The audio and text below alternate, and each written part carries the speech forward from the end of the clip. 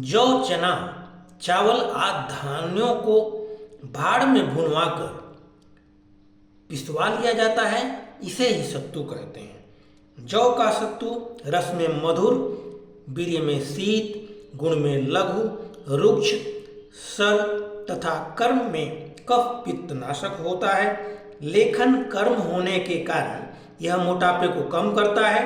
दस्तावर होता है, जठराग्नि में प्रदीपक होता है। जल में घोलकर पीने पर बलदायक, वृष्य, पुष्टिकारक, मलभेदक, तृप्तिकारक, मधुर, रुचिकारक और पचने के बाद बलकारक होता है। यह कफ, पित्त, परिश्रम, भूख प्यास, व्रण और नेत्र रोग में लाभदायक होता है। धूप दाह, चलने की थकावट, व्यायाम आदि पीड़ित लोगों के लिए अत्यंत हितकारी माना जाता है।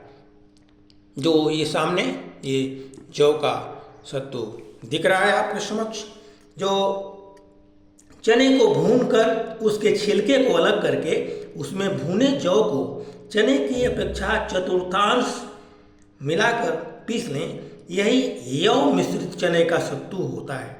जो यव मिश्रित चने का जो सत्तू है, शक्कर तथा घी मिलाकर अगर ग्रीष्म ऋतु में खाया जाए तो अत्यंत हितकारी होता है।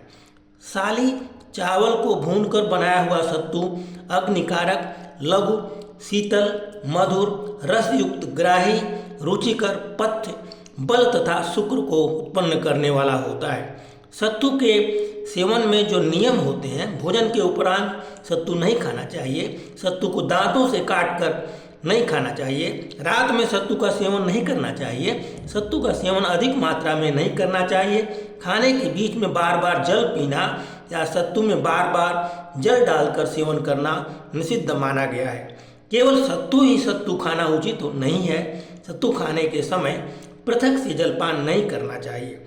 जिसने एक बार सत्तू खा लिया उसे पुनः उसी समय उसे दोबारा सत्तू देना उचित नहीं होता है। सत्तू को गर्म करके सेवन नहीं करना चाहिए। तो इस प्रकार से